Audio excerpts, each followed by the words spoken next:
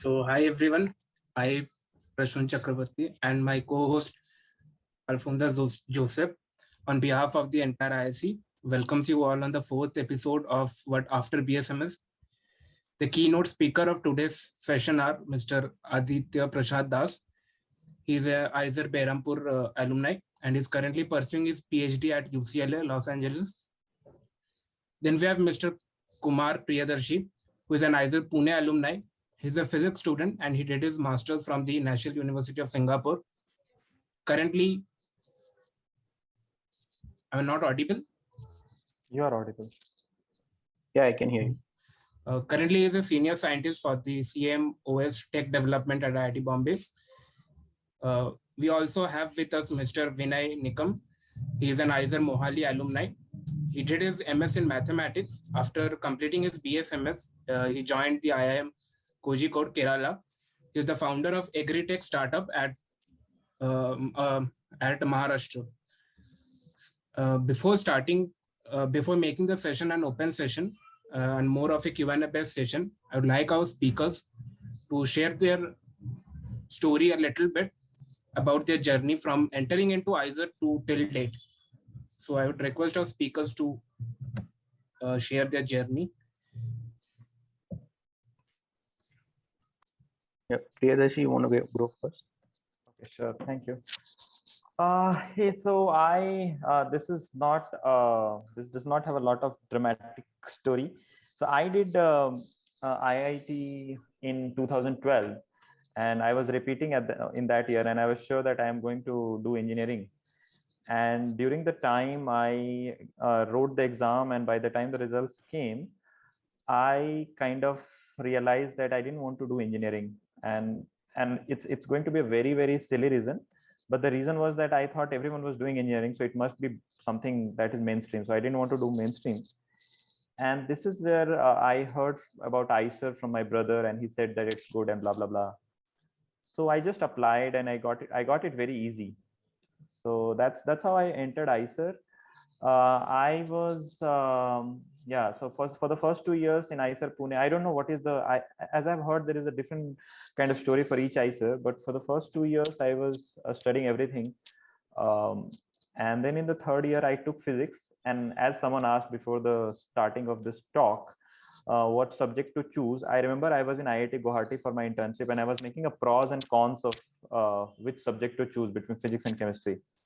And at the end of it, I realized that this is not going to work, and I just chose physics. Then I was doing I did the coursework for 2 years, and in the last year, I went to NUS for my master's thesis. So there I was working on graphene and graphene type materials, and it was pretty successful. I mean, surprisingly for me as well, it was very successful internship where I published a very high impact factor paper. And then the new realization came that I don't want to work in fundamentals anymore. I want to do applications. So this is when I got a job in Singapore. It's a company called Global Foundries. And just to give you a sense, Global Foundries is right now thinking of investing like a couple of $1 billion in India. So I was there, but then the job got boring and corporate jobs started like taking blood out of my body. So I realized that I don't want to continue that as well. So that's when I came back to India. There was this whole campaign about getting people back from abroad if they have some certain kind of expertise. And I was approached by IIT Bombay, and they said that they are going to give us corporate level salary and blah, blah, blah. So that's when I came back to India. And in the last 3 years, recently we have made India's first memory chip. And I'm kind of the team lead for that. Again, surprising for me. Yeah, that has been the journey.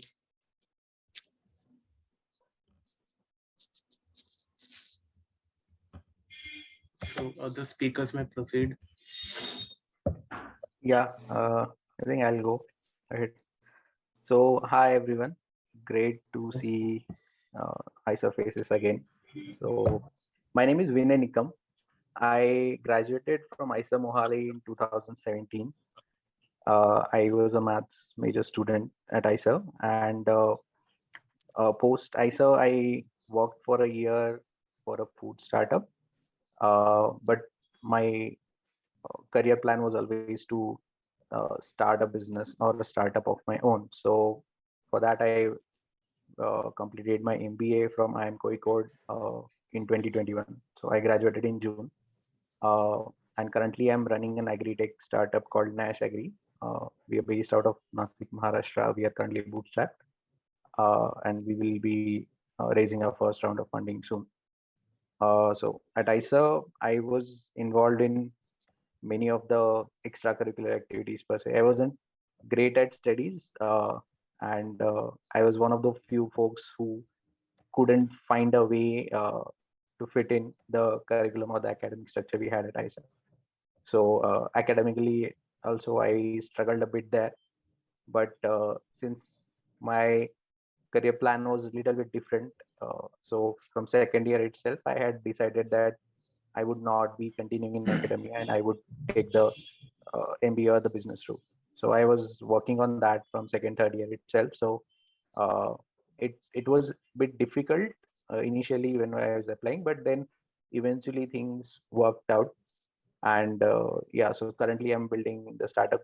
We founded the startup when I was at IIM Kozhikode back in Feb, and we have currently like tested our idea and basically building our initial traction. So that's about myself. Thank you. And On to you, Aditya. Okay. So, first of all, thank you. Hello. So, Aditya Bhaiya. yeah. Hello. Can you hear me? Yes, so before you speak, we would like to say that we are so happy, it's like especially happy to have somebody from our ISER as a speaker here, and we are so happy to have you. So, and welcome to you as Yeah. well.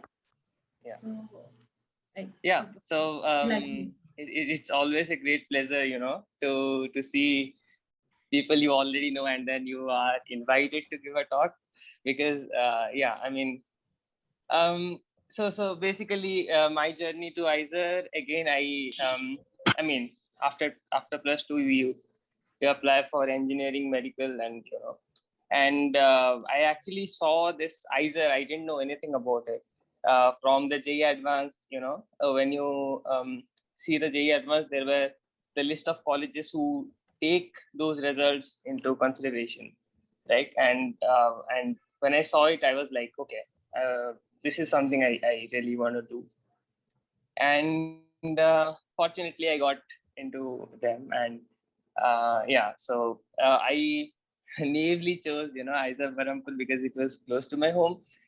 But then if I look back and I see those where, those will be one of the best days of, my life, and I hope everyone would be feeling the same. Yeah, so regarding coursework, I mean, so in ISER you have different structures that I liked. The first 2 years you need to you have a chance to see actually what research looks like. For example, maths was completely different. I still remember we were proving 0 + 0 = 0, which is which was trivial, but then we are doing it.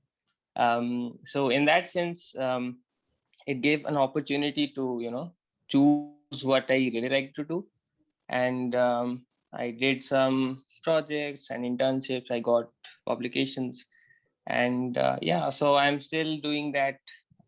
I've just joined a PhD in physics. I mean, we have some time to here also choose the particular research area, but yeah, that flow is going on. So yeah, that was my journey. And yeah, I saw a lot of questions that the participants have put in, and I had exactly those questions like a year ago, so I'll be happy to share what I feel about them. Yeah, that's it. Yeah.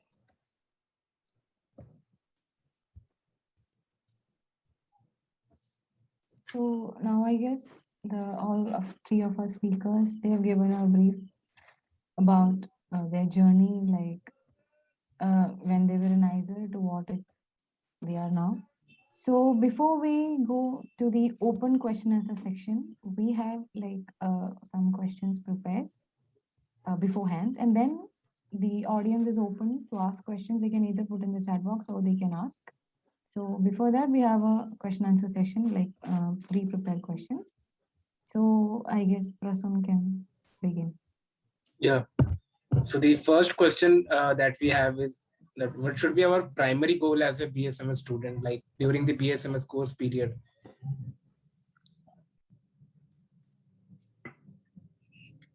Yeah. Can I go first? Yes, sir. Yeah, sure. So I mean, see, I would say that you are in your 20s and you are into an institution which offers you a lot of diversity, right? Maybe in courses you meet people from all over the country.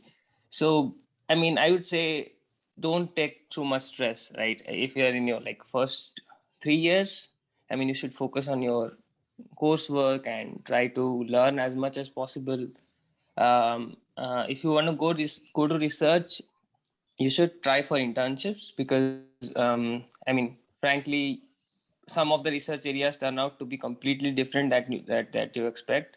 So I mean, you don't want to land up in a place you have not explored, and summer internships are a good way to go and explore a lab or a theory group that you should do, and focus on your coursework. And basically, if you are doing that, I mean, after fourth or in the fourth or fifth year, you would have a, I mean, brief idea of what you want to do, and yeah, so that will just turn out. So focus on your coursework, do some projects, and try to approach some faculty, maybe in ISER itself, to learn what they're doing, and then try to you know do some work with them. That's what I'll say.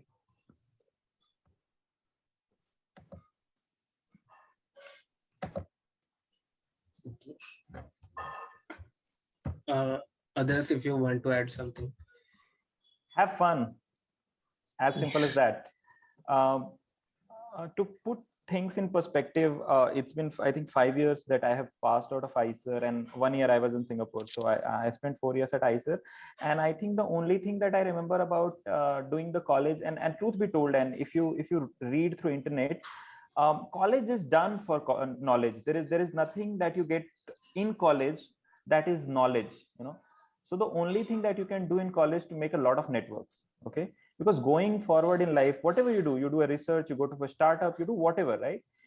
At the end of the day, you just want network, right? Vinay is from IIM. Whenever he wants to do an entrepreneurship thing, he can just call his batchmate or a roommate, right? I come from I've been to so many institutions. The only thing that I know is that these are the contacts I have made, right? That's one. And the second thing that I would say, go and explore. One of the things that I find very problematic, and when I say problematic, this is not the fact that it was not me, I was also part of that race, is to swallow a lot of non-life just because to get a good GPA. Okay. Truth be told, I know people in my batches who have got very good, I mean, I'm talking about really good colleges with a 6.8 GPA. Okay. And there are people who have got it with 9.3 GPA. Okay. My point is that as long as you are having fun and you are exploring yourself, one day you just enter into a biology lab and talk to the professor, whether he's working on evolutionary psychology, and then next day, if you're not interested, just fail fast, just fail fast. 3 months, just realize this is not my shit, right? Go to a, let's say, STM, a quantum mechanics lab, then go to a, let's say, column chemistry lab, right? The point of college should be just to fail fast and just realize this is not my thing. Once you realize over the course of 5 years in the college that these are not my thing, as Vinay said that very initially he realized that academics is not his thing. That is the biggest realization. The lack of clarity is what is going to kill you. So if you can, and it is almost going to be impossible to find a lot of clarity during the age that you will be doing BSMS, if you can find 10%, 20%, 30% clarity about who you are, that's all. There is not much requirement. Stop thinking that you have to do this, that, and that. No. When at the age of 35, you start to realize, no, it was not worth it. So just chill. That's what I would say. Vinay, sir, something. Don't call me sir, man. So yeah, I mean, I don't have anything else to add.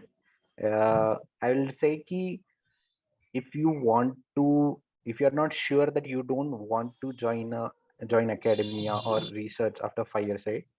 Then please make sure that you have a decent GPA or you have few publications or really great internships on your CV. So uh, it never hurts to have a good academic profile, irrespective of what you want to do. So I managed to get into a good B school and get my way through it, but I still face. So I wrote CAT 4 times. See, I started writing it from the second year itself because I knew that's what I was going to do. But uh, if if you're not sure about what you want to do after 5 years, make sure you have a good academic profile. It will help you in any field you go. But don't take, as Priyadarshi said, don't take life too seriously. But make sure that you are trying out a lot of things in those 5 years. So we have one of the best curriculum or courses design. It's a 5 year. We don't have so much pressure. We get a lot of free time. So use it to pick skills or something you like. So uh, our batch was kind of an exceptional in that sense that many of my batchmates from ISA Mohali, right, 2017 pass out batch, they were doing one or other thing at campus, not exactly related to their final year thesis or their field of studies, right? And they ended up in roles which require AI/ML. So one of my friends, he's at Grofers as an analyst right now. A few of my friends, they are working as analysts in Axis Bank. Some of them are in CRISIL and analytics firms. Many of my juniors from this year, I think 6 of them are joining or have already joined Deloitte. 3 of them from ISA Pune have joined Deloitte this year. They are fresh out of college. Uh, it does not matter that you need to have really great profile throughout, but it helps if you have some relevant stuff on your CV. If you want to get into corporate, right, then at least show some interest. That's what is needed. ये मत करना कि पूरे 4 साल में से पहले 5 साल में से 4 साल यू आर लाइक कि हाँ फूके निकाल दिए, कुछ नहीं किया है, चिल मार रहे थे.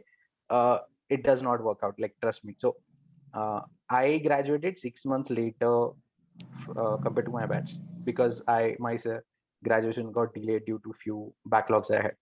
So and it's really worst situation to be in. So make sure that you have a decent GPA, you focus on acads and as well as have fun. The goal is to figure out what you want to do by the end of fifth year. So just to give one example, one of my friends, she figured out somewhere around third year that she would want to get into armed forces. So she started writing AFCAT from fourth year. She wrote the exam 8 times after that. She was giving exam even after 2 years from graduating. Eventually, she ended up getting into Air Force. She's now a flying officer. She was batchmate from maths department only. One of my friends, she went for a statistics PhD from in US, Singapore, and then came back, and now she's working for a well-funded startup in Bangalore. So the opportunities are huge for you. It really helps to have a strong institute on your CV. So you already got that figured out. Just make sure ki you have some skill to show at the end of the 5 years, whether you want to go for a PhD or try something else. But yeah, don't take it too seriously. Don't get depressed. Things will work out fine. Itna kuch load nahi hota. You have enough time to change the streams as well. But just keep learning something new. So thank you. And the next question is the most frequently asked question and the question which everybody is so curious about. And to say the main intention behind the series, What After BSMS? And that is exactly what the question is, the career opportunities after doing BSMS, like those have taken bio, those have taken physics, chemistry, maths, so department wise.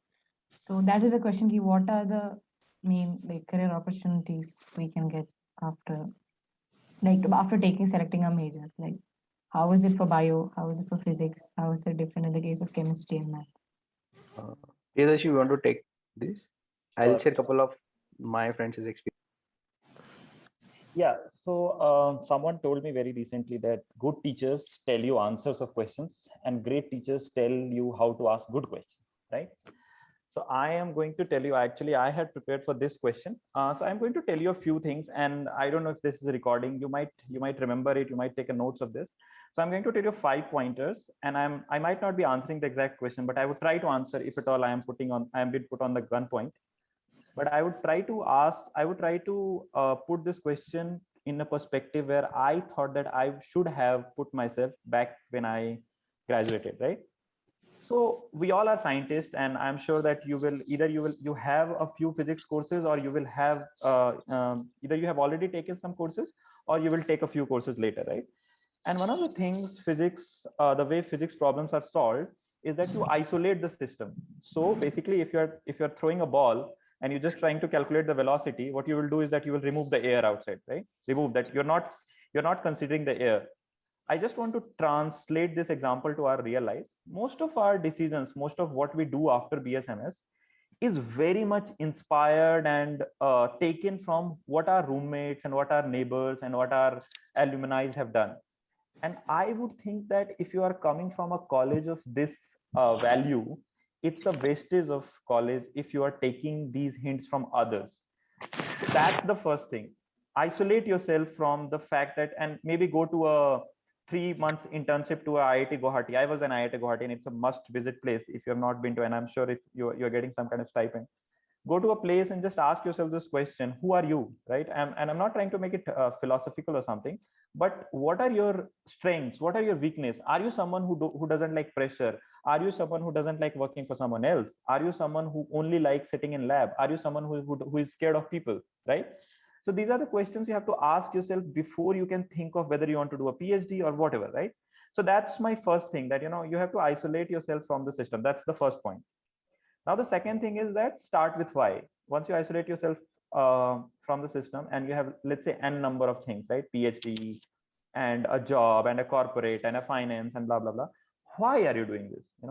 And if you don't have your why, and if the why is right, my roommate is doing it, or my father is asking me to do it, these are not good whys.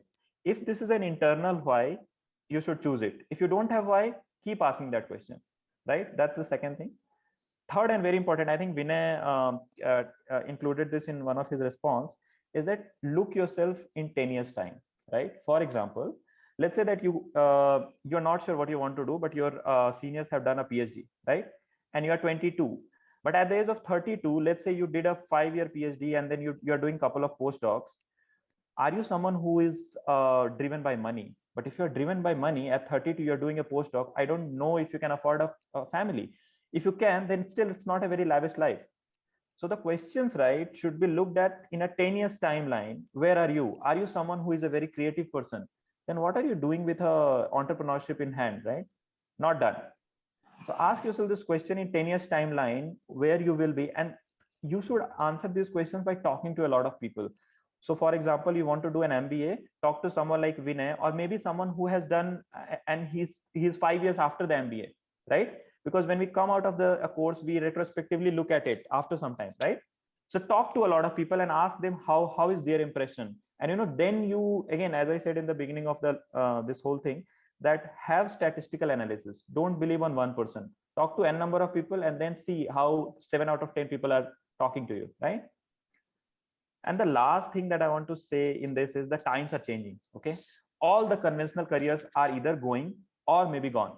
Hardly there are government jobs that is going to be left in this country. So if you are aspiring to be a ISRO scientist, you might be a private scientist very soon.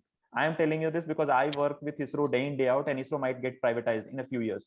Okay, US is losing its charm in all sorts of manners, right? China is taking the financial value, Europe is taking the ethical value. India might be might be on the verge of biggest boom, right? So the times are changing. So whatever the concept that has been for the last 30, 50 years, right? Those are not applicable anymore. The rules have changed. So now you have to ask yourself this question, that is selling books online is my thing. And that's when you think that you're an entrepreneur, right? Don't say that, I want to do a PhD because for some reason. I don't care about that. Okay. So that's how you find out. But as someone asked, to answer the question in a very short, what are the opportunities? I would say everywhere. I don't know. I did my master's in physics, and I was working in a top electrical engineering company. Right now, I work on huge AI problems. And I got only one course that I got a D in my whole course was Python. And currently I code for a lot of hardware systems. So I wouldn't say that there are no opportunities. It's just a Google search away. just find what are the places, and in all the places, if you have learned the skills, it's no place that you can't go. So sorry for the long speech, but that's my answer, if that helps. Okay. Yeah. Should I say? So yeah. I mean, um, so the question that comes up is because we don't have, the proper, I mean, companies coming into the campus and taking you. That's partly because our research interests are varied, right? Someone is doing computational work, someone is doing lab work. So, I mean, I would say that if you meet people from engineering, for example, they will be doing, let's say, coding, and you will be doing coding.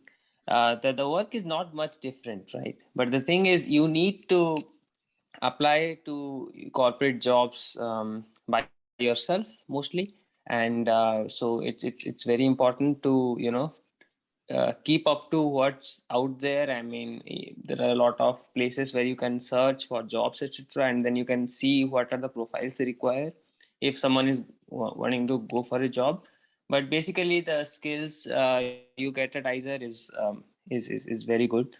So you can just like you may also take up some extracurricular courses from online websites, and then you'll be fine. But the thing is, you need to apply to them. And again, if you're applying for a PhD, so the thing is, see, ISER tag is very good, but there are a lot of people who are coming from a lot of diverse backgrounds, and research is something which is not like this person can do good work and this person can't. You need to show yourself, in your SOP, in your CV, that you have a strong desire to learn, okay, and you have acquired those skill sets in which you can be productive in that timeline. So I would say, I mean, try to explore the the courses available, and the courses are pretty good. If you want to go for a job also, the skills you're developing is pretty good. But the thing is, you need to see what these job profiles require, and then project your skills in that way that you can be productive in that environment. And that also applies to research. You need to show that, okay, I want to go to this lab and do this work. I have these skill sets and I can develop, so that I can be productive. Vinay, sir. If you keep calling me sir, I'll just drop out of the meeting. Yeah, just one request, guys. If it's not too much, then whoever can switch on the camera, please do. I know how much you guys hate it. I was student 6 months back, but still, if you can, then it will be great to interact. So yeah, I mean, I really agree with what Priyadarshan said, and Aditya also made some good points. So my only suggestion is just reach out, be shameless in reaching out to people or LinkedIn and emails, and just ask for help. It really works out. You will send a message to 10 people, 5 of them will reply, 2 of them will go out of the way and help you out. So if you guys want to understand where you all can work, right, or where both in terms of academia and corporate, you can check ISER Mohali Alumni Association's page. So we are running a alumni series there where we mention what they were doing in ISER and what they are doing now. So many of them from at least from ISER, I know folks have gone to I think almost every Ivy League by now. So we last year we got people into John Hopkins, Stanford, then Harvard. From my batch, we have people in Princeton and UC Berkeley and few other great schools. So the scenario has changed a lot from where we were 5 years back, right? We did not have a lot of people to look up to. But abhi tumhare liye, you have so many ISER alums out there, irrespective of which ISER you're from. Just reach out to people, they will help you out. You have too many people in academia and both corporate alike, and you can avoid a lot of mistakes that we did. So we were kind of shooting the arrows in the dark, because we did not know where were we going to end up with the MS or BS after 5 years. But you have a lot of people now who, some of my seniors, they did PhD and then went into corporate. So that is also an option. There is no fixed path. You will always be able to change from academia to corporate. It will be a bit difficult to change from corporate to academia because it's going to take a lot of sacrifices once you are into your late 20s, early 30s. But that is also an option. So itna hard and fast nahi hai. In terms of your 5-year plan, right? If you guys are into first and second year, right? I'll suggest focus on the course curriculum and getting good internships. Once you get into the majors, right, then you can figure out whether you are liking whatever you're doing. If not, you can change the major as well. So I know one of our seniors, he was into physics. He had really good GPA. So 6 months later, he felt he wanted to switch to bio. The faculty were supportive enough for him to let him change the majors even without any grade drop or any punitive action. But he decided that he will repeat all the bio courses, and then that took him 1 more year to graduate. But the faculty and everyone there in the institute, they will support you.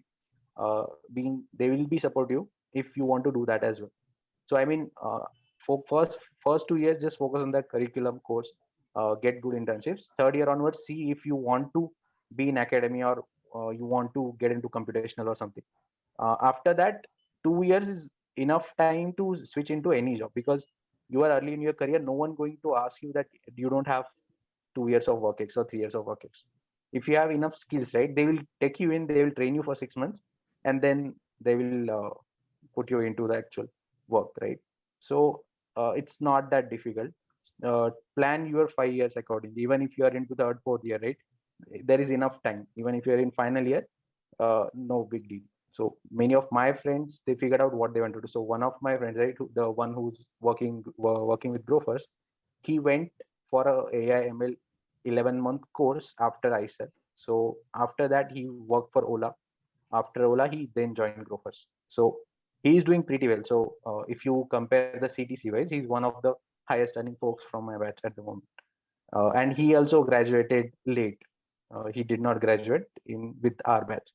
So everything will fall into place. Don't take too much stress, but yeah, make sure that you are always trying to figure out what you want to do, because it gets really frustrating when too many of your friends are doing well, getting the internships, acceptance in for PhD in good universities, and you feel that okay, you should have studied 3 years back. So don't try to avoid that situation. But even if you are in that, it's still okay. You will find your thing in time. I'll just post a link to our this LinkedIn page. You can check few of the alumni stories. So it has people from both academia and corporate. So that will be. So the next question that we have is regarding this internship purpose, that if someone doesn't has a good mentionable CV in the first or the second year itself, then how should he approach for the internships in the first year or second year itself? Aditya, Bhaiya may start. Okay, so I mean, my internships were all in science. So I mean, see, the thing is, the time is same for everyone, right? So everyone is trying to do some research. You have your own way of doing things. Everyone has their own way. At the end of the day, if you're applying for any internship or any position, you need to convince the person who is hiring you that you can be productive, because at the end of the day there will be some applications and they select the best ones, right? If you don't have a mentionable CV, then it's I would say it's not late. I mean, you can just try. There are a lot of things in which you can do, right? You can read a book. I mean, you can, for example, if you're going for a research internship, you can just read up a book and you can write that I have read this book. I mean, that shows that you are really interested. If you want to do coding, you can learn some coding skills from a lot of places, like a lot of um, online teaching websites have those, and you can so the thing is, if you want to do anything, there are a lot of scope right now online or otherwise to do that. You can Either is a great place because you have already good researchers as a faculty. You can always go to them and talk to them, right? And once you do a project, it gets relatively easier to get the next position because you already have some experience. So I would say start slowly. You don't need to straight away go to the top university for a project. You don't need to do that. Start slowly. I mean, slowly build up your skills, and you will end up having an overall thing. I mean, again, so it's important to enjoy your life, but it's also important to have a work-life balance, because there are a lot of people who are in the same situation, and at the end of the day, you need to show that you are kind of productive, so that they will hire you, right? Why will they hire you if you are not interested, right? The thing is, it's important to develop your skills, and there are a lot of things in which you can absolutely do it if you want to do, because there are a lot of resources available in the internet and at Kumar Bhaiya. Thanks, Aditya. So very simple. One thing is that everyone who is talking about internships, I have written a couple of posts on LinkedIn. You can go on my wall and I just tell what is the practical approach to it. So I'll tell you something very simple. I lead a team of 10 people here at IIT Bombay. And I'm talking about good pay jobs. I'm talking about CTC of 25 lakhs or something, right? And these are the people I hire. And I'll tell you, less than 20-30% of times, I don't see what they have done, right?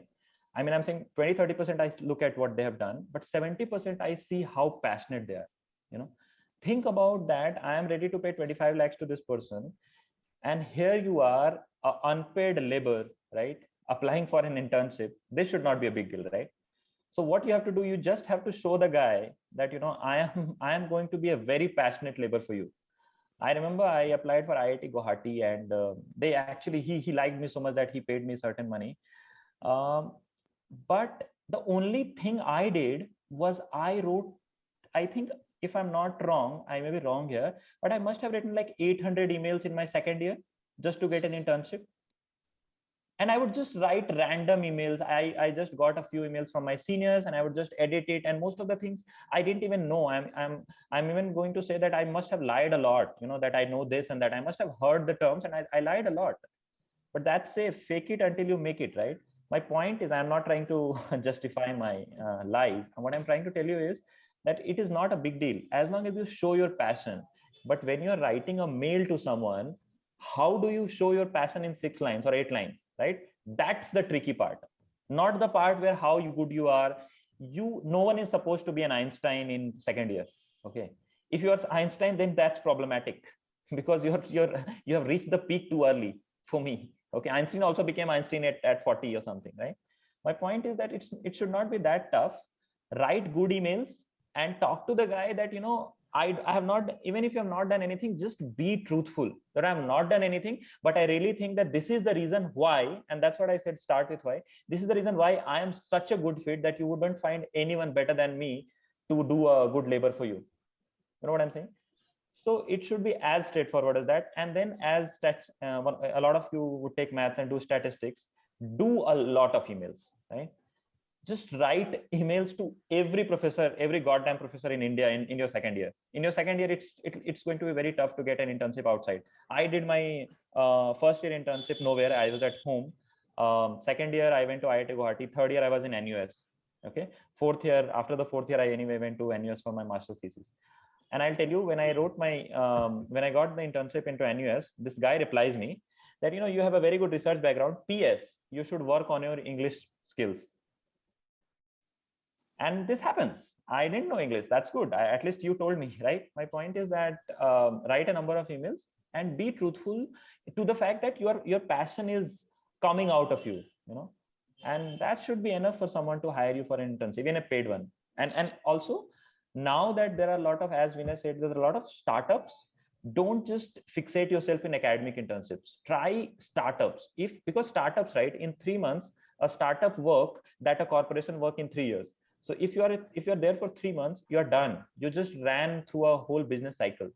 So try there and write an email and write through LinkedIn. And I get at least 50, 60 LinkedIn messages in a week. And I don't reply to all of them. But if I see that someone is passionate, I have to see the intensity of the message. So be passionate in your message, and then it should be good. As I've been saying through the beginning, have fun doing whatever you want. Okay. Vinay Bhaiya. No, I don't have much to add on the internships. I think they have covered pretty much everything. One thing I will add is there are a lot of internship opportunities that come up, in websites. For example, I'll share a link. I forgot the name, but then they keep on posting internships. So if you want to apply to those, it's good to have a list of places where you can apply through the portal in addition to writing emails to profs.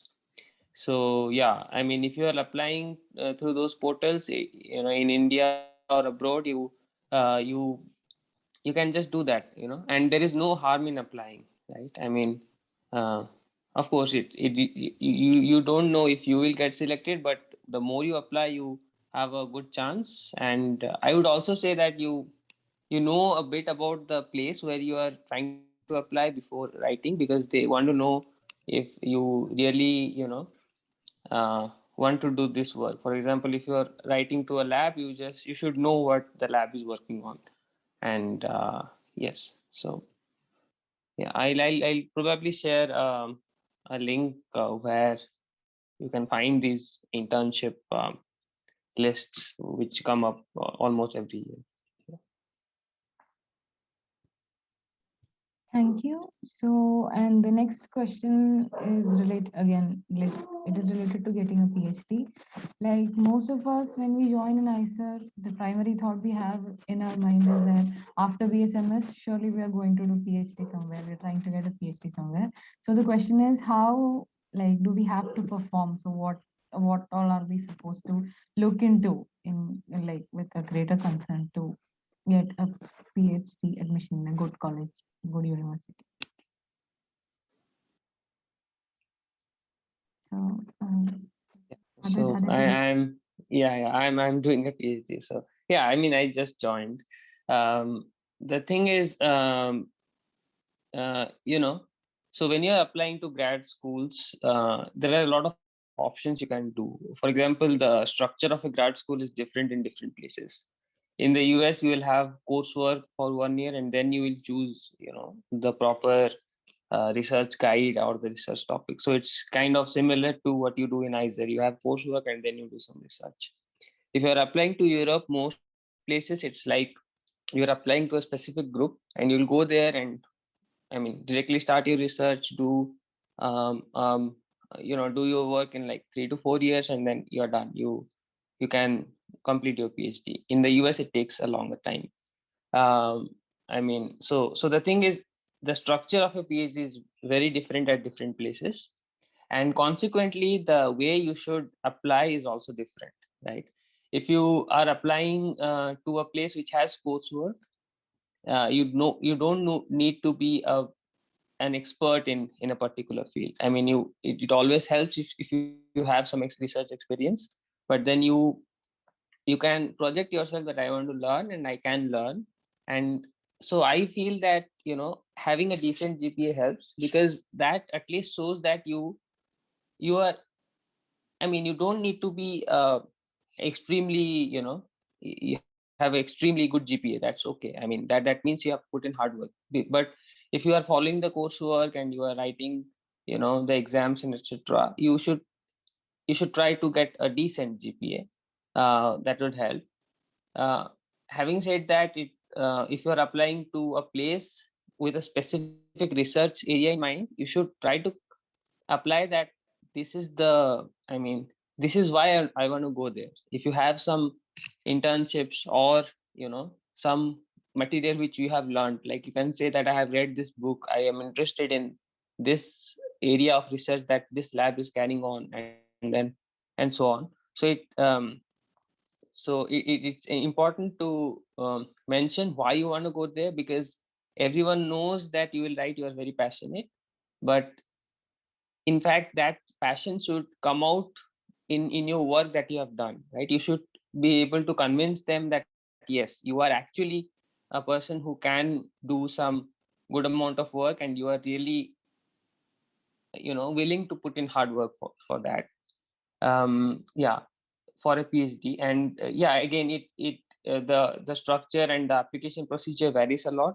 If you are applying to Europe, you can just write an email to a group, and most probably they can they can say you how to proceed.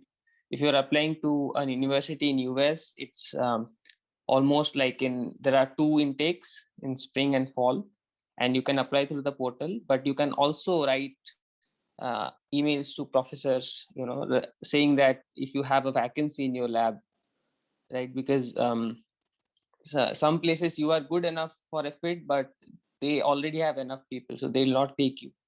Okay, so you should also be in contact with professors, ask them if you are willing to take a person, and it's okay. You can just write emails and be in contact with different people. Yeah, and you can just apply to as many places you can based on your research interest, and hope for the best. Yeah.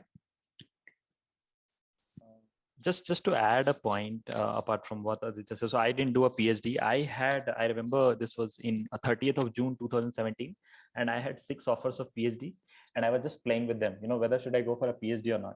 So one thing that I would want to add to whatever he said is that PhD is going to be the biggest journey of your life as of now.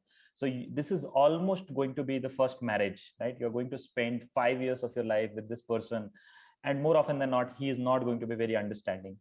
So please, I mean, this is a request to all PhD students, and I have a huge deal of problems with PhD, the way PhD is structured. And another post that I had written on LinkedIn, which got viral about this, that why PhD has all sorts of problems.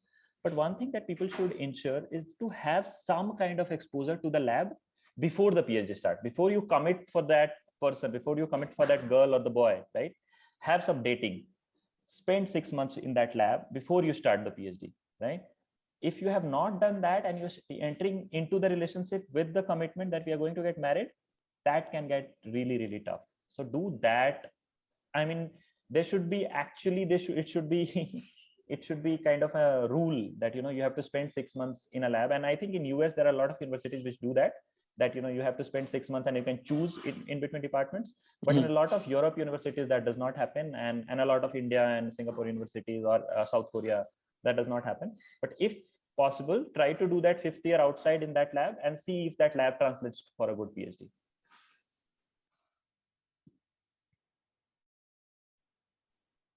Vinay Bhaiya, if you can add something to that. No, I mean, I've not gone through the PhD process, so I would refrain from giving random advice or inputs. I will take the questions which are correlated mostly to the jobs and internships and startups.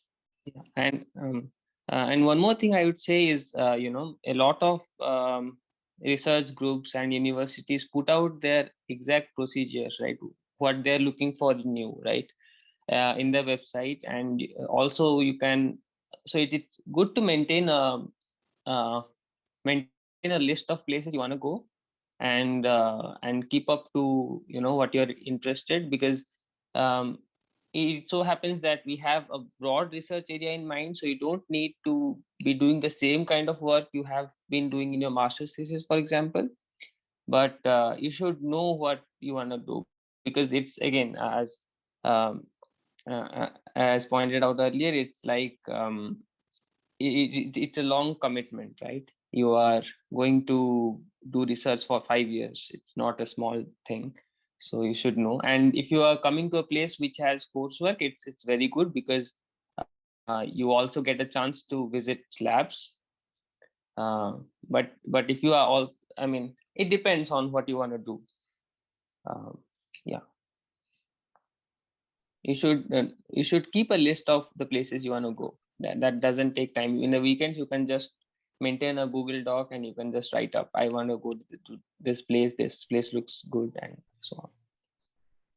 Yeah, I'll just add a point there. So those who are into fourth year or fifth year, I mean, fifth year it's almost done, but those who are into fourth year, make sure that you go through the deadlines of the universities that you want to apply for.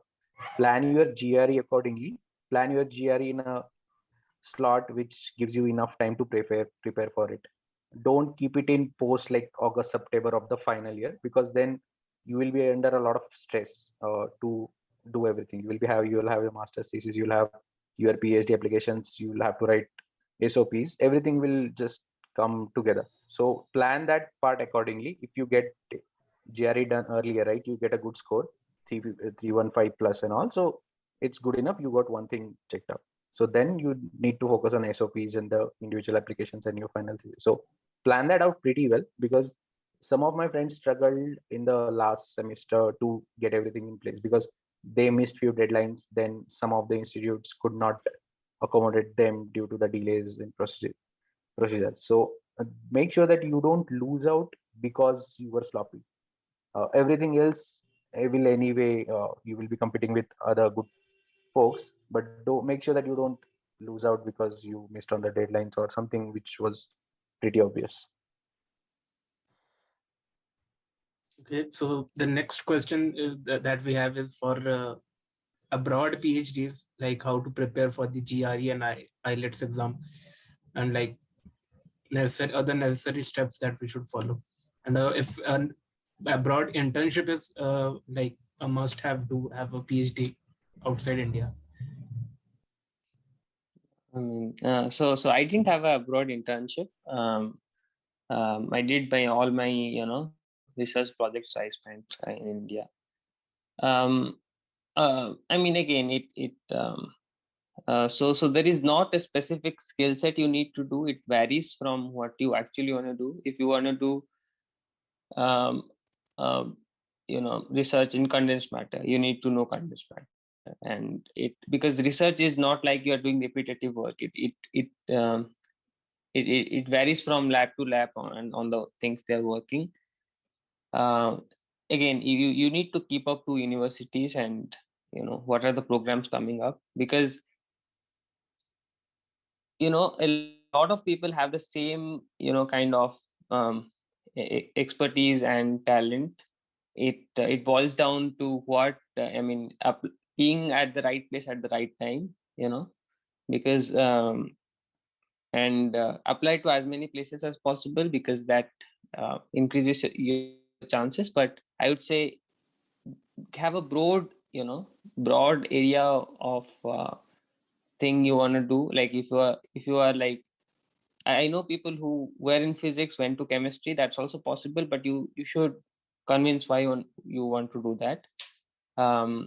Yes. So if you want to apply to Europe, etc., not all the places, but some places, the research groups themselves have positions, and in the website you will find there are vacancies. You can apply to that. And they will have they will give you a timeline of when they will conduct an interview or something. In the US, if you want to apply, then it's more of a portal kind of thing. You need to apply through the academic portal. And yes, and you have coursework, so you don't need to be a expert in your research area. But what universities see is, first of all, if you can be productive, if you have it's an overall application. If you have whatever you are doing right now will in some sense reflect. You don't want to be only into academics and not have a life, but at the other hand, you also don't want to just enjoy and waste your time, right? You should have a balance. And people value extracurricular because it shows that you are you are someone who can explore things. And and you can so if you're wanting to write GRE and TOEFL, TOEFL, I think you can, that will not be very tough for people who are, have been studying in English. So that you can do in the last year, or because that has 2 years validity. GRE, once you clear it, it's for 5 years. So I would suggest, if you can, just give it in the 4th year itself. Which means you don't need to worry about it when you are applying. And yes, in Europe, most places don't require GRE and TOEFL, but it's more research oriented. So you need to know which place you're applying, and you need to have those skill sets in order to have a good application. But yeah, again, I mean, there is no specific skill set you require. You just apply based on your interest, and hopefully you will get some places. Kumar Bhaiya, I didn't do a PhD, so but you did a MS thesis, right? So to answer the question, nothing. I think again, being a little bit philosophical, so there is you have to follow a lot of rules to realize there are hardly any rules in life. Like there are none. Like you can do a master's thesis outside and then get a PhD in India, or the other way around. There are hardly rules. We in India, a lot of undergrads are all scared. I interact with IIT Bombay graduates who are one of the best minds of this country, getting a JE rank of less than 100, and they're all scared folks. Okay, so realize that there are hardly any rules. If at all the question was about how to get the internship, as I said, write a passionate email, maybe lie a bit, don't lie a lot, maybe lie a bit, and just shoot. And when you go on Google searches, right, there is 1, 2, 3, 4, right, the pages. I used to go to 11 number pages, just to find another group and just send the email. There would be times where I would just not even change the name of the professor, and there would be some email said that at least naam to change kar de bhai. Okay. So all these things happen. But yeah, what I said in the very initial of the beginning, fail fast. Do keep failing fast, like keep doing it.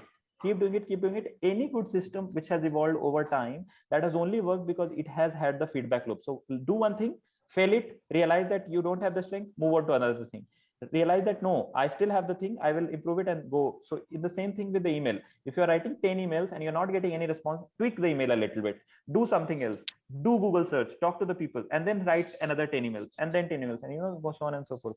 And what I think one of the questions was about GPA. Again, as I said, that I know a lot of people, and it's completely imperative to get a good GPA. Okay, don't have a 4.9. Okay, if you have 4.9, then it's criminal, and it will be very tough to go very far from there. I know a lot of people who have gone very far with 4.9, by the way.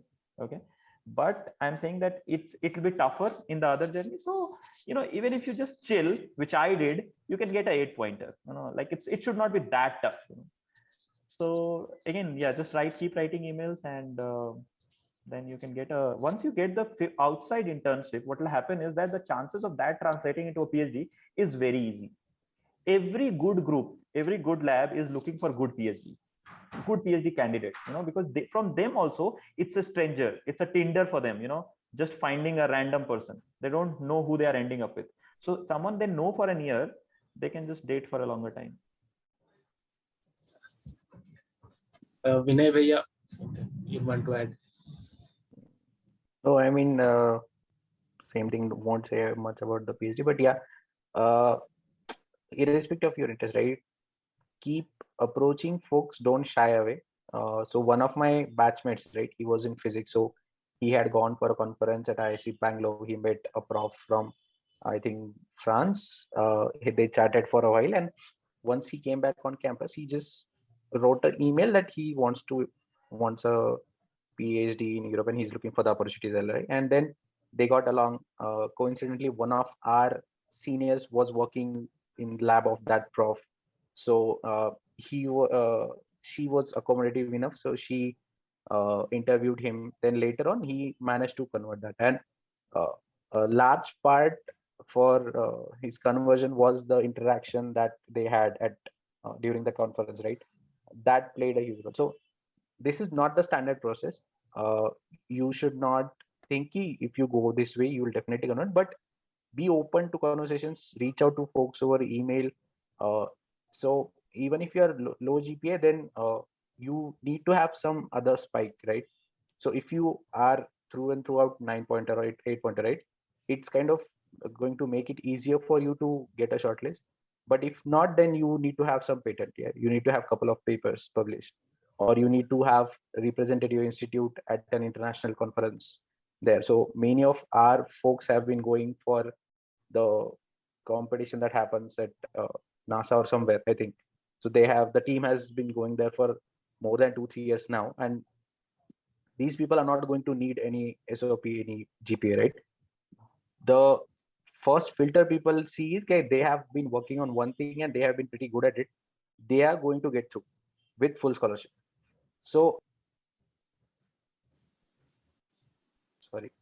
So wherever you're applying, make sure you have enough spikes to get you in.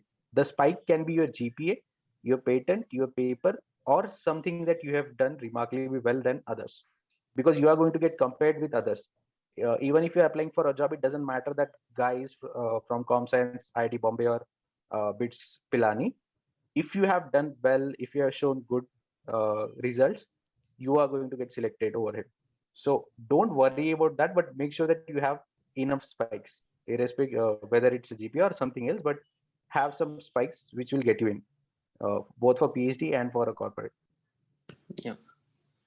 And start early, I would say. I mean, you have this chance of doing research work in ISER, so make use of it. I mean, summers, you can just, so in the first or second year, if you do an internship, it gets easier because you already have to get the next position, because you already know how research feels like, right? It might be in the same field or a different field, it doesn't matter.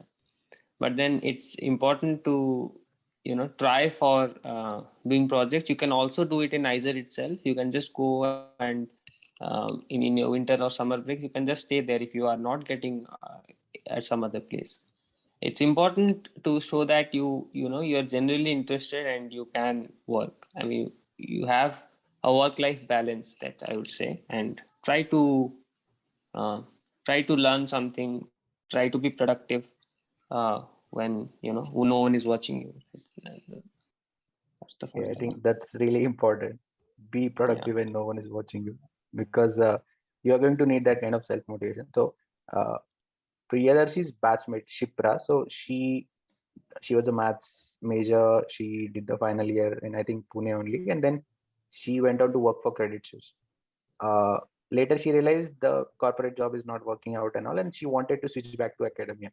So currently, she's pursuing her degree from London School of Economics. Mm. LSE is best of the best. It's really difficult to get in, but she went into corporate, worked there for a couple of years. She thought realized that she's not cut out for it, and then she came back, and now she's doing MSc there. So you will always have time. You just make sure that you keep on searching for what is your calling, and then you can work your way back towards it. So we have so many examples right now that you can look up to them, reach out to them. How did they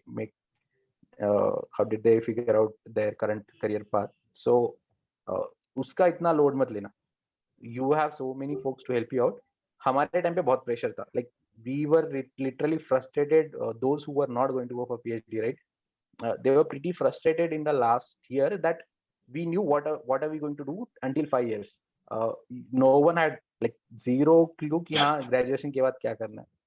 So everyone is like कि shit 5 साल तो ऐसे ही निकल गए, अभी घर पे जाके मम्मी पापा पूछेंगे what is up with the life. So make sure that you keep on searching for whatever you're interested in. So thank you for that. And then we have one more question that is regarding maintaining finances, like when you're studying, when you're doing your research or PhD or MS, or even going for a startup after that. So how to maintain this like financial balance? That is the question we got to ask. I mean, like financing in the how you manage the expenses, or I'm not sure what you mean. Like, yes, like it can, like it also means like being financially independent after the SMS, like for doing a PhD or MS, or like even getting into a startup. So maintaining the finances, like. Uh, yeah, I think Aditya and Priyadarshi can take how you can manage that You are expense. the I will MBA take guy. You should how talk you about can. finance better than us, right?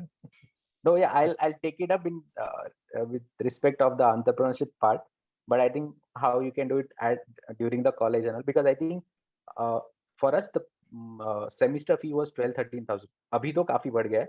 So I think it has become serious problem. We used to get scholarship for everyone in the batch. Abhi they are also restricted. So I think they get only 90 odd scholarships if the batch is of 250, 300 something. So I think that now it has become an important issue. But हमारे time पे वो नहीं था. We were able to save out of the scholarship. So yeah, Priyadarshi and Aditya can speak more about it, how to manage for the PhD and during the college. I'll tell about how I am managing my expenses. Yeah, so I mean, I had a fellowship during ISER, so I mean, which almost covered all my expenses. I mean, in the so what happened is this fee change structure ISER Bhopal and Berhampur adopted from our batch. So I mean, the fellowship almost covered all my expenses. Uh, so if you are wanting to do a PhD, more often than not, you will get a funded offer, right? Because yeah, so so if you are going for a PhD, you should ask for the funding, and I would say if you are you will get a funded offer if you know try enough. So yeah, I mean that would be enough for your expenses. For example, I mean I need to TA, but then you can I mean every university will have a structure in which the students can manage themselves. For a startup, I have no idea because I didn't go in that direction. In ISER, I don't know, but you can do some internships maybe, or um, I mean, if you can work for some company which can pay you for some work, you can try that, but it should not affect your studies, and it should be uh, you know um, yeah, and you should focus your academics first, but then yeah, you can see what other things you can do. I mean, which would be perfectly valid for you to do, and it should not affect your studies. That's the very important part.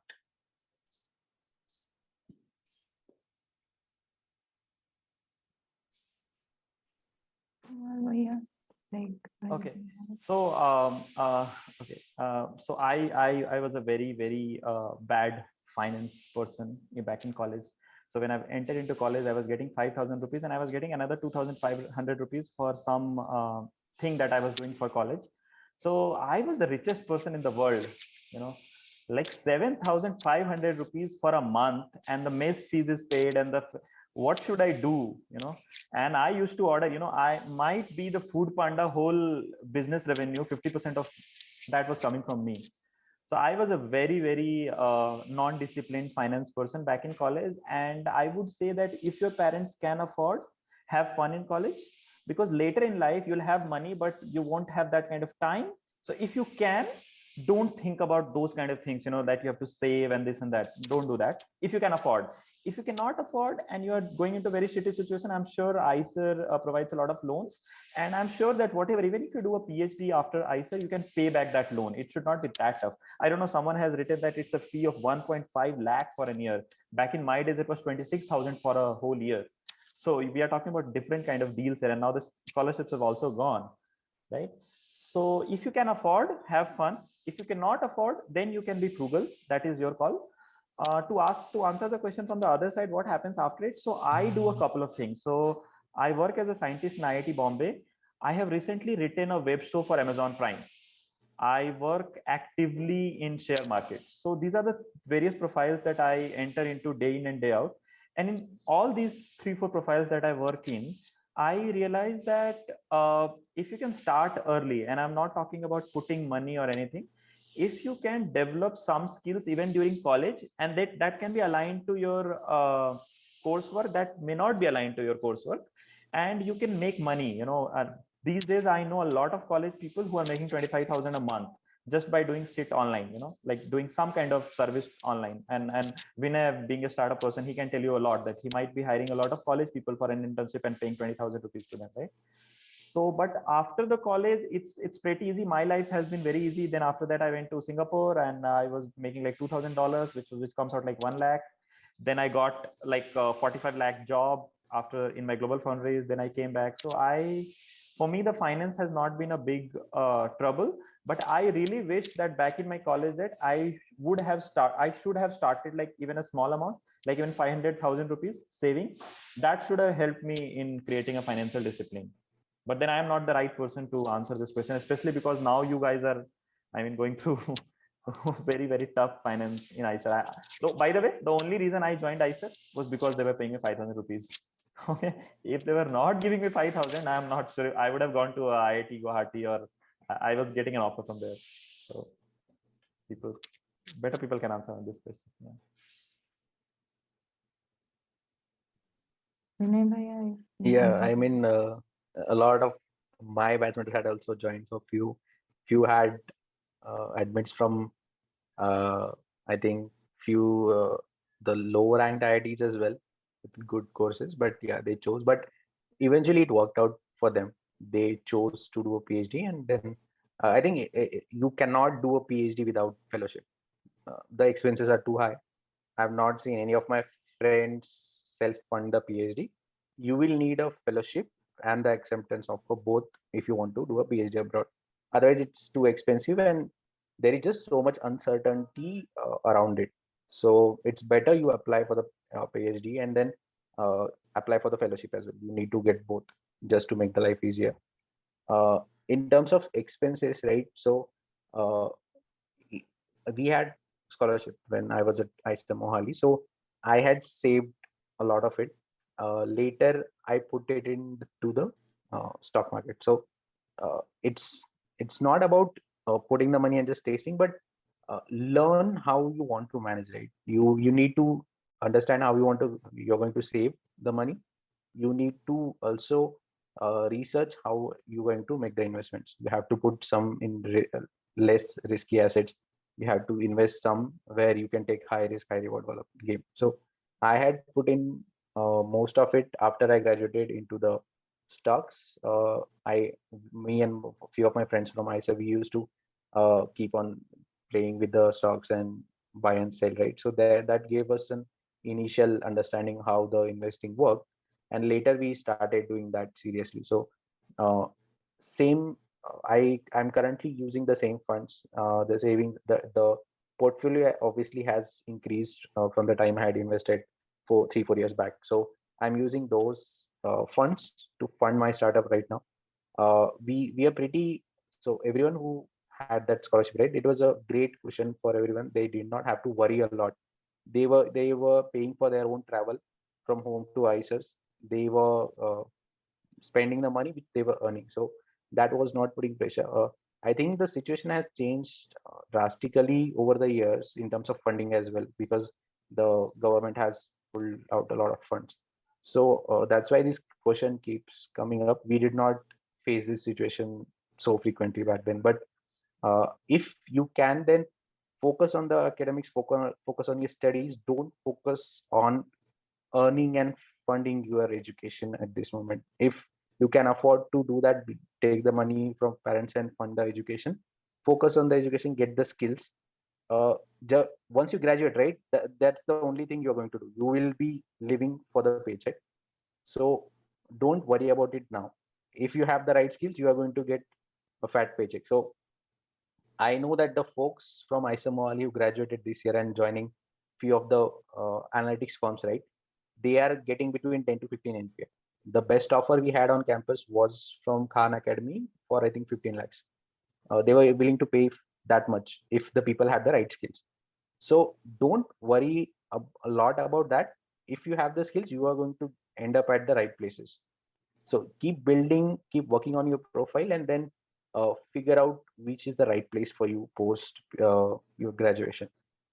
It's if you really have to make the ends meet, then I think there are many companies who are sponsoring. So I think IISER Pune did a great thing with Infosys. When the central government funding dried up, I think they have one tie up with Infosys where Infosys funds 5K, right, Kumar? So I don't know. By the time when I was there, you could only lose your fellowship if you are getting high every night. That's all. yeah, but in later don't know years, Infosys thing. We were very happy. I mean, it would take really, you have to really work hard to lose your scholarship. yeah, that's true. So yeah, so there are few private companies and all who are willing to fund. So that you'll have to take up on an institute level, go through the institute channels, but that is also possible. So these companies will be willing to fund the education for the folks who are really deserving. So there also you will need a good GPA. So just the point is focus on your academia and skills as much as you can, and then figure out on the way what you want to do 5 years down the line. Yeah, and I know people who have taken loans for studies. It's not an uncommon thing. So you can apply for loans, and I mean, if after your BSMS, you most probably will be able to pay it back. Yeah, so the fellowships also comes with some conditions. So you should know which work you can do and you cannot do. If you are not on a fellowship, I don't know, like I mean, so it you should know like the conditions of the fellowship. You don't want to lose if you have one, right? And yeah, so a lot of corporate sectors also provide internships in summer, etc. You can go and try to work there. Again, if you are not on a fellowship, maybe. And yes, so you can also apply for loans, and a lot of state scholarships are available. For example, in Odisha, there is something known as Medhabruti.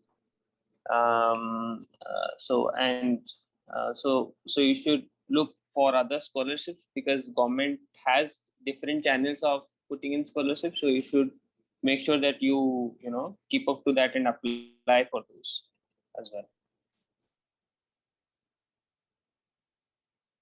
So I had a suggestion for the people who are hosting this. So for the sake of time and people, I mean, to take a lot of questions, you can just direct one question to one person so that it saves some time and you can take a large number of questions. Just a suggestion. Yeah, I think we can. So, and now we are open like for questions from the audience. You can drop your questions in the chat box and all of your questions will be answered, I guess, in the given scheduled time. So one question we have is like, what are the opportunities, like except for PhD in BSMS mathematics? And like, is there exposure needed for like the applied math area? That is a question, and that is answer. I guess when I Yeah, I mean, I'll tell like what the friends who graduated with MS in maths, what they are doing today, right? So three of them, they went for an MBA and they are working as either business analyst or data analyst in firms. One friend, he was already interested into computational stuff, so he was already working on it during the thesis. He went on to do the AIML wala course through Upgrad and Triple IT Bangalore, and then eventually he went into data analytics space. If you check Gaurav Agarwal from batch of 2014, he graduated in 2014 from IISER Mohali. He joined Deloitte right after the MS. 1 month after he graduated, he joined Deloitte, and he's still there. 7 years he's with Deloitte. So he's working in risk modeling. So he's manager now. He handles team of I think 30 folks right now. So Gaurav was also a maths guy. Then Arushi from the same batch, she went on to work for Mu Sigma, and I think she's now with Amazon. So these are all the people who were from maths, they had some kind of exposure to modeling, you can say. So either they were into computational programming or risk modeling or some kind of modeling. So that's what they had done. Rahul Bansal from my batch, he was a physics grad, but he was interested in computational programming. So he now leads AI ML team at a startup called, I think, Newsbyte. It's based out of Gurgaon. So he's a core team member there. One of my seniors from IISER Mohali from 2016 batch, 2015 batch, he was a maths guy. We IISER students usually are familiar with Python. So he worked on it a little bit later as well for a year or so. And then now he's working for a startup in the analytics role. So analytics, I don't see a problem why IISER folks shouldn't be able to get it. If you even spend 6 months, right, getting some initial exposure to that, you will be able to find job. So, but don't try to learn something because you want a job. If there is something you're genuinely interested in, then only put effort into learning that, because you are not going to stay at that place for more than 6 months, 1 year, if your heart is not into it. So actuarial science is also one thing. Aditya from IISER Mohali, he did the actuarial sciences, and now he works for a company based out of Mumbai. Aditya was, I think, physics or bio, but he took the actuarial sciences path. So I mean, the options are so many. There is no dearth of it. So you can just look up folks on LinkedIn, what they are doing, and then that should be able to help you. Okay, the next question we have is, how much does a DST Inspire Fellowship or a KVPI Fellowship helps in getting a PhD outside? Aditya Bhaiya may answer this. Yeah. So I would say, I mean, it certainly helps in your reputation. I mean, if you are on a fellowship, I mean, honestly, it means that, you have been recognized as a good student. Having said that, there are a lot of people. Okay, let me think. Yeah, so yeah, I mean, all the people I know of in IISER, I mean, from our batch or seniors, they had a fellowship kind of, because it was pretty common. Probably, I mean, I'm not sure, but yeah. So if you don't have a fellowship, I don't think it would matter much,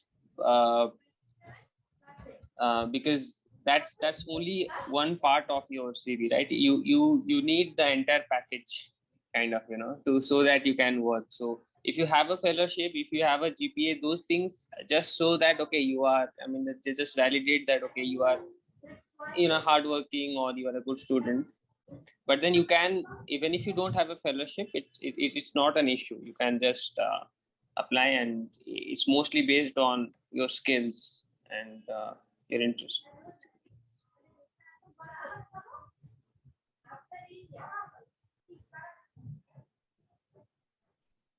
Okay, thank you. Then we have one question to Kumar Bhaiya. Like, the question is from Avinash Priya. It's like, as you have gone through different fields and have come to a settlement in your career, what suggestion would you have for an individual who is just under his early 30s and is going through a complete career transition? Knowing about the journey would be to begin from scratch. Also, what ideas would you suggest over maintaining patience and perseverance along with handling the responsibilities? And the question is asked to someone who has still not reached 30s. Oh.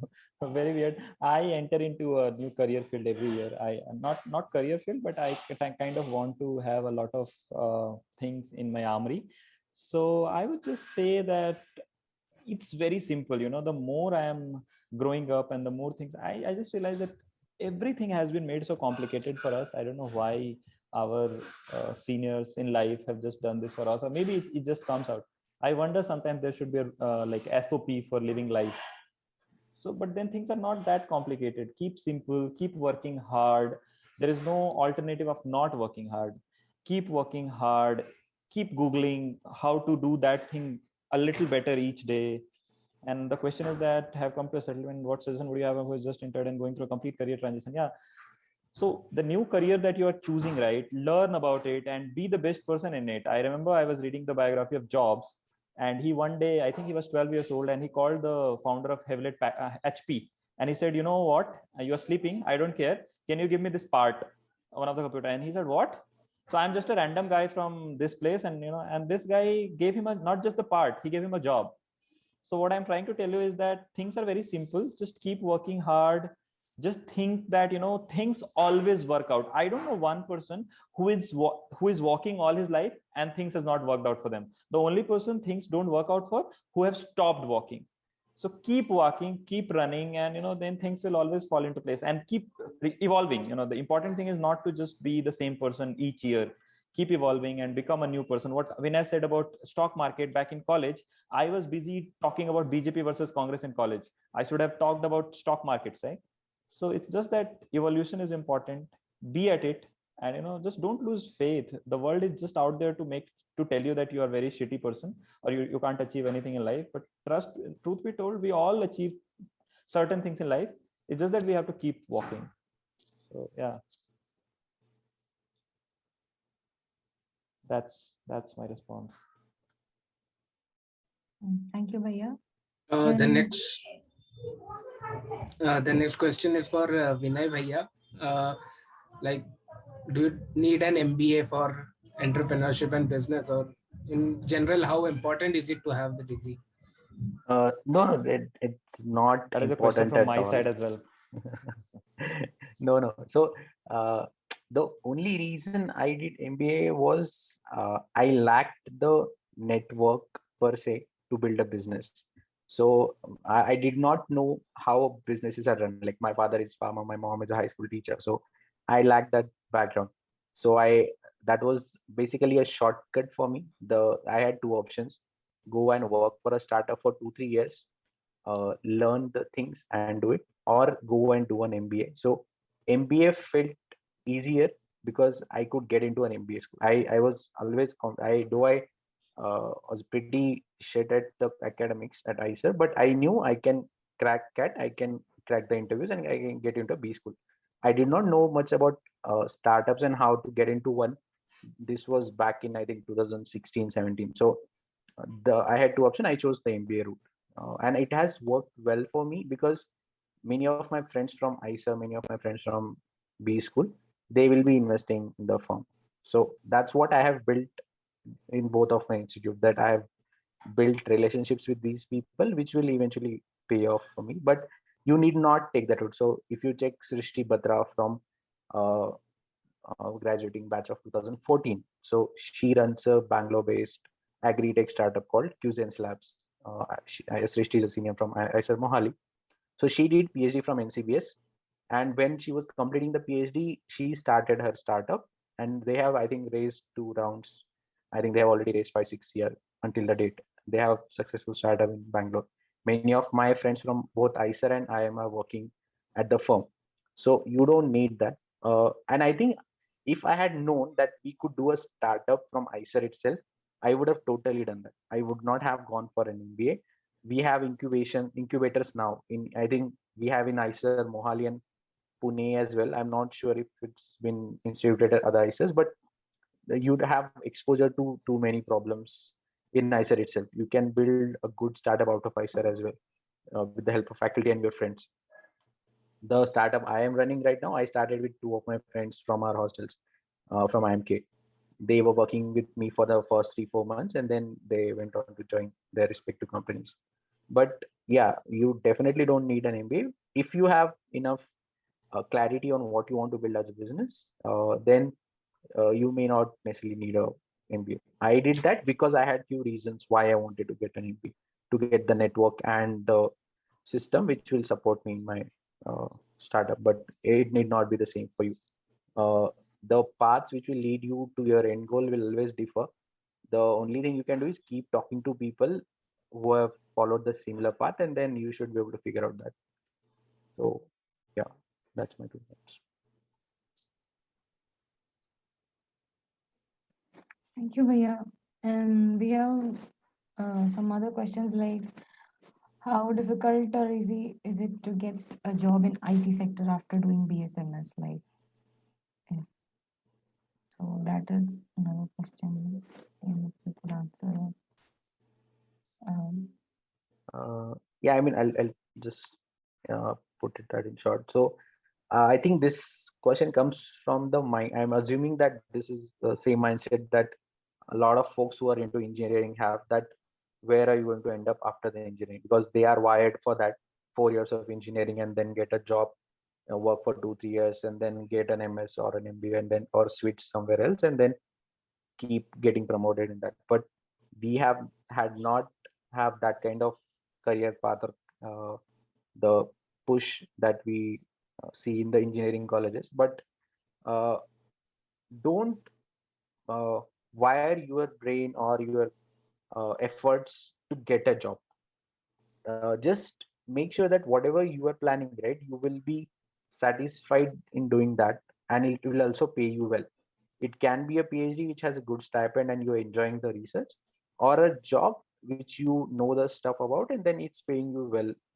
You can figure out whether you are liking it after a year or so or not. But don't prepare that you want to get an IT job and then build the skills. I think it's a wrong way to go about it at the start of your bachelor or masters. But as I said, right, if you really want to make sure that you land a job, then get the certifications, get the courses done. You will learn a lot of practical skills there, even if you are into theoretical physics or theoretical mathematics, right? If you do these courses, you will learn those skills and complete the courses on Udemy, Coursera, LinkedIn, etc. You will be in better place. You will figure out where you want to go. Upgrad is a great company that way, because few of my friends did courses from Upgrad and they got jobs through that. It's a paid course, it's a costly one, but if you put in enough efforts, it will guarantee you that you get into a good job. So there are few ways to go about it, but uh, figure out what you like first. Don't target job, target satisfaction and liking, something that you can do for 10 years. Don't think short term during 5 years as well, and after that as well. Don't think short term. Okay, just want to add to what Vinay said. So if someone wants to just clarifying the statement, that if someone says that they want to go into IT, so the reason should not be that IT gives you a good salary. Okay, the reason is why. If your calling is to earn a lot of money, and which is a very great calling, you know, in India it has been very, I don't know why, insulted, and that's why we are all poor. You know, that's why Ambani is the richest person. We are all poor. And I was just reading a JP Morgan quote that India is a rich house on a poor road or something like that, right? So point being that if you just decide that you are a money person, just, and then once you decide that you want to go into IT, then all 5 years of your life learn coding, right? But the why is very important. Don't do it because people are getting, and I tell you, in any field, I know people who are working in Google Singapore and they are making like what, 2 lakhs a month, right? But any company, any field, if you're not good at it, you're not going to make that 1.76 crore paper placement that you see. So the point is that if you have your why, that, you know, I am the person who is driven by money, just be very blunt about it. Yeah, I am the one who is driven by money, and that should be, and that is a very good driver. It should not be excellence, it should not be knowledge, it should not be anything noble. Money is a good driver, but then you should know why you are doing it. Once you know why you're doing it, what happens is, the reason why everyone keeps telling you to find yourself is that there'll be shitty days in any job, in any professor. There'll be shitty days. On those days, if you know why you are doing that, then you will still hold. But if you say, अच्छा पापा बोल रहे थे इसलिए, पापा के जो मौसा है ना उनके लड़के ऐसा कर रहे थे इसलिए, the problem that will happen is that that day, that basis will ask you to commit suicide. And I don't mean the literal suicide by just go and resign from your job, because you don't have your why. So find that why in anything that you want to do, and it's very simple. Once you realize that you want to get a job in IT, learn coding. You want to become an entrepreneur, read everything about what entrepreneurs have done. Read everything about marketing, read everything about finance, right? My point is that if you just realize that what you want to do is why you want to do it, that would be the start of the journey. And be courageous. Don't think that, you know, in colleges, I remember we were so idealistic that anyone who used to talk about money, we would say, "Arey din bhar paisa karta hai." And now all of us are talking about how much is your CTC. So suddenly our ideologies change when you come into the real life. So yeah. So there is a question from Arnav, which is actually related to this. What are the opportunities except for PhD in BSMS mathematics, like any industrial course? And also, do we have to be exposed to applied maths for getting into this industrial scope? So I think I have already answered that a while back. Uh, when they'll upload the recording, you can check it again. I answered the exact question 5 minutes back. Also, just adding what Kumar said, right? So there is a Japanese concept called ikigai. Google it. What does it mean? That will help you a lot in figuring out what you should be doing. It should be a starting point for many of you. Also, it's getting late, I think.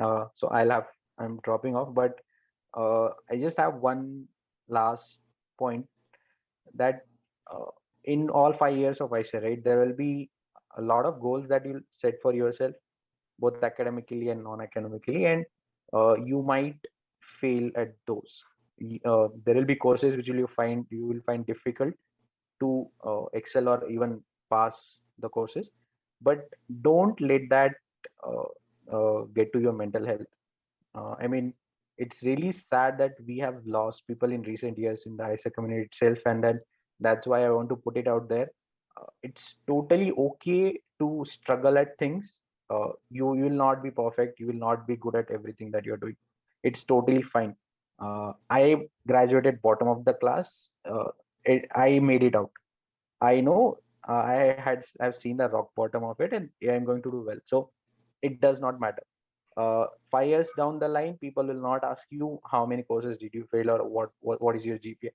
Even if it's being difficult, keep at it, keep picking up skills.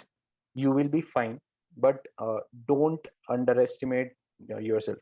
You have managed to come to a place which is made for the top talent of India. You have something in you.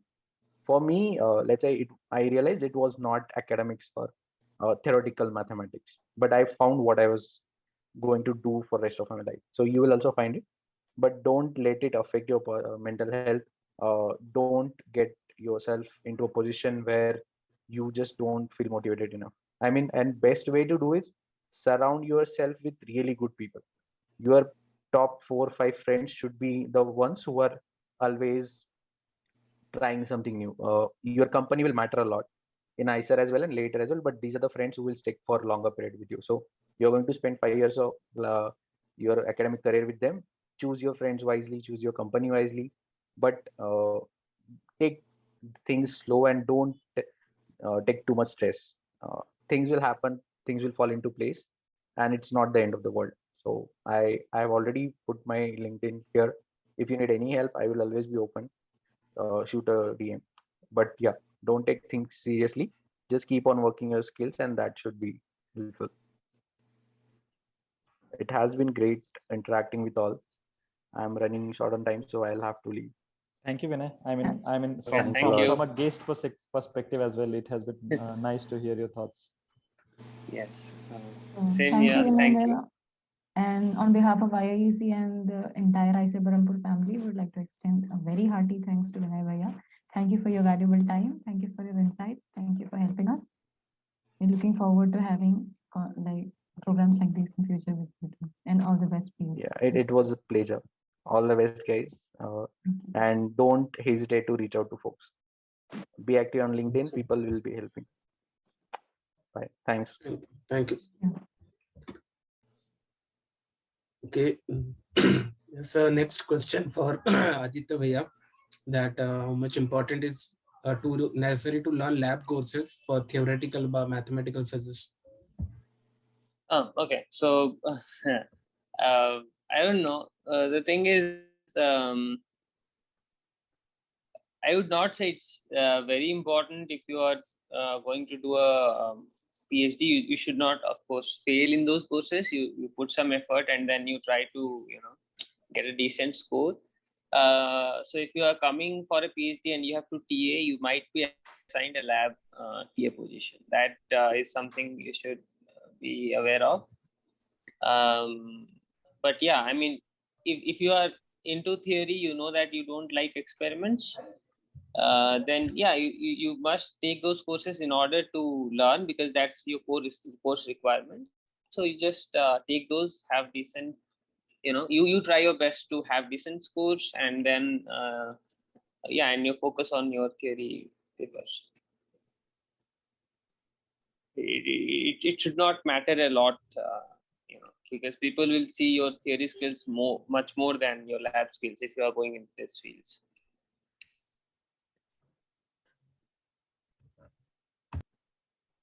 Okay, thank you, Bhaiya. And there is a question for Kumar Bhaiya. Like it goes like what is the chance? Like there are theoretical physicists trying to become programming or data scientists. What is the chance of them being employed as compared to people having engineering in computer science or data science background? For sure, a little bit less. Then in that case, what you do is that you show that. So I'm comparing the two person. One is let's say a CS graduate from IIT Bombay, and compared to a other person who is from IISER Behrampur, right? So the way it should work is that you show that you are better by doing something. So most of the people who provide you jobs, they don't look for, I mean, they look for where you come from, but the bigger thing is that have you created an app? Have you developed something? Like it's the something that matters. You can be a very good student in a good course, and you can be a very shitty employee. So the point is that for sure, if you are from the relevant course, it's the easiest story to sell, right? But then it's not, I would say it would be like 10-15% extra leverage. But if you are good, right, then it's bang on. Then there is no, so yeah, whenever you choose something. So I'll tell you a very simple story, and now it's late, but I'll just take 30 seconds. So I was a writer for last 10 years. Okay. And I used to write on Facebook, and people would comment poop on my post, and I used to get very demotivated. But I kept on writing. And in 10 years time, now I'm writing a show for Amazon Prime. My point is that if you keep on doing it, one day something will happen. But if you would have asked me the same question like 2 years ago, I would have said, no, I don't know. I might not have even accepted the fact that I'm a writer. You know my point? So whenever you try to approach something, just be goddamn good at it. Like maybe you should try to be the best person in that particular field, regardless of where you come from. As long as you have the interest, it doesn't matter where you come from. Yeah. There's one more question that does scientists from R&D departments in different companies take interns in the same way that the other professors do, like me? No, they don't. I mean, if that's question to me. Yeah. So I work as a scientist. I don't take people for internships. I mean, truth be told, because I find that most of the people who come from academic backgrounds, they are very fixated. They don't have the application kind of thing. Most of the company, they work on applications. No one works on foundation, like fundamentals of it, like quantum mechanics or something like that, right? So you need to have skills. And I interact with a lot of, I have had like a lot of seminars like this, and what I realize is that people don't have skills, like what I want. So for example, I want them to know how to make an integrated chip, right? Now integrated chip go through 30 steps. I want to know whether one step of that, right? But if you tell me that in quantum mechanics, one electron system you can solve by doing let's say a Schrodinger equation, time dependent, that is not going to cut for me. But if you know that using that time dependent equation, can you solve a system for me? And that is something that I want to add, although it's not asked, is about your CV. Most of us write that what they have done. No one is interested. You are not someone special. What I am interested in, what you have done that is helpful for me to hire you. So write what you have done. So for example, I'll give you an example. I correct a lot of CVs, and I see people writing that they have done something in, let's say, STM, right? This is scanning tunneling microscope. I don't care. But you tell me that what I have done is that I have resolved an image which was 2 × 2 nanometer. Now that impresses me. Oh my God, this is something I can't do. But if you tell me I have worked in STM, that is not going to cut it. So make sure that you talk about what you are good at, and that should be interesting to me. And when you do this for an n number of people, one person or the other would get interested in your CV, right? And so the same thing happens in R&D when you're, sorry, Aditya, please continue. No, yeah, please continue. Yeah, I'm done. I mean, that's what I wanted to say. No, yeah. So I also wanted to say, like, if you are applying for a PhD also, you should highlight because I mean, they don't have a lot of time to go through every application, right? So in the CV, you should mention what are your things and you should highlight them so that when they skim through your, application at first, they know what is your background. You should, I mean, your application should be such that it reflects, I mean, let's say I say, if someone has done, an AI application, okay, that already means that that person has a background in, something on machine learning or something like that. So you should be highlighting your important points. That's very important.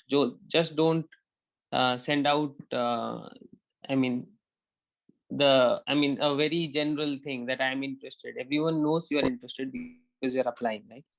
You should just highlight your skills, and that should give a good impression on whatever place you are applying for.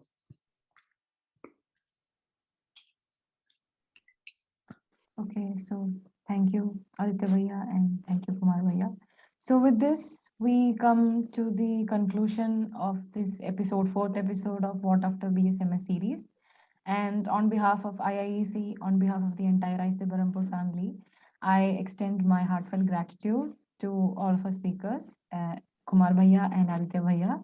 Thank you so much for your valuable time. Thank you so much for enlightening us, for giving us tips, for helping us like what to focus on, for clearing our doubts. Thank you so much for your valuable time. We couldn't have looked for any better speakers. Thank you so much, and we're looking forward to having more programs and sessions like these. And so that's it. We call it a day. Thank you so much. Yeah. I just want to add the closing point. A couple of three things that I want to say to everyone. Learn how to Google. Okay, that's one of the best skills you can learn. Google everything. So, for example, if someone asks me that if I choose IISER, will I have to time to explore other fields or plan a startup? Put it on Google and see where Google takes you. Okay. My point is that first very useful skill that you can do, you can just go on Google. I hate people, by the way. I really find people very dynamic, and in my system it doesn't work. So I just Google things, and people who are online, they give you the best suggestions because they are doing it. They're across the world. They are not just one person, right? I might be constricted in my point of view. I might be a very shitty person, right? But if you are online, then you are communicating all over the world. So that's one. Learn how to Google. The second thing I want to tell you is that read. Okay. Many people will tell you that they don't like to read, but I am going to tell you that there is no better alternative. Okay. You can't watch enough videos. You can't watch enough. You can't listen to enough podcasts. You can't do anything. You have to read. And I am talking about all sorts of reading, fiction, non-fiction, marketing. So there is this quote which says that person who likes to read, right, they can achieve anything because they know how to do it. So for example, I wanted to learn marketing because I'm entering into startup. So I just called a IIM friend of mine and I asked him what to do. And he said, there is this thick book of 2000 pages. I don't know whether you'll be interested. I said, tell me the book name. So he said, it's Philip Kotler, right? I bought the book, I read it, right? And now I was having a discussion with him in marketing, and he told me that I know pretty well by IIM standards. My point is that is the second thing. And the last thing that I want to tell you, all of you, and I'm going to tell you this very philosophically, all of you are very talented people. And I'm not talking because you are IISER Berhampur. Everyone, all of us are very talented, but the talent doesn't cut if you're not courageous. Okay? You have to learn to be fearless, and you can be wrong. It's not that, agar main fearless hua or galat hua to kya? Everyone is wrong. Whatever I am saying, 2 years later, I might be saying that whatever I was thinking was wrong. But today, whatever I am very strict about it. So be fearless. Put your opinions with your parents, with your professors, with your friends, and then you see how do they come about it. So for example, I want to say that India mein privatization is happening for good, right? But if I'm very strong about it, no, it's good, then only someone come and tell me that, it's good or bad. So I will know whether my thought is good or not, right? But if you're like, no, I don't think it can be good or it can be bad. So you never know whether your thought process is tested or not, right? So be courageous, be the most fearless person, and you can be called as very arrogant, we can be egoistic. But trust me, and that's when you have to read the books. Everyone that you know who has shaped our world was egoistic, was someone who didn't understand from others. Because if I was understanding from others, then I wouldn't be changing the world, because I would then living in the same world, right? So be fearless and do anything. Don't think that you can do this, and that. I am telling you, I am the first writer from whole ICER family. Okay, I was told this by my director recently. My point is that you can do anything. There is no field, there is nothing that is beyond your reach. But for that, you have to feel that I can do it. That is the first step. And for that, you have to be courageous, right? So yeah, and sorry for so I think someone is asking, can you spell the name of that book again? So it's Principles of Marketing by Philip Kotler. That is the book that I think Mukesh Kumar is asking. Anyways, I'm good. So once again, And thank you. and I can also add something that, you know, everyone has failed. There is not any person who has not been, you know, failed and not been rejected. So don't, I mean, the thing is, you should carry on. I mean, so your motive should be, okay, I would give my best, you know, applying and, you know, working and learning. That's in your hands. Whatever is in your hands, you should try to make the most of it, right? I mean, whatever is not in your hands, that you don't have any control, so don't worry about it. Just make sure that you do whatever you can do. And everyone has, you know, that everyone has failed, everyone has that imposter syndrome, right? I mean, am I good enough, or so on. So yeah, don't worry about it. Take your life, calm down, but try to maximize your productivity when, you know, no one is watching you, and and yeah, and do things which you feel are good, and not just following others what they have done. That's very important. Okay, thank you again. Thank you. So once again, thank you, and all the best for your future too. And Sir, that's and thanks how- for conducting this very well. This was a very organized meeting. Thank you, both of Prasoon and Alfonso. thank you. And we Good call it night. a day.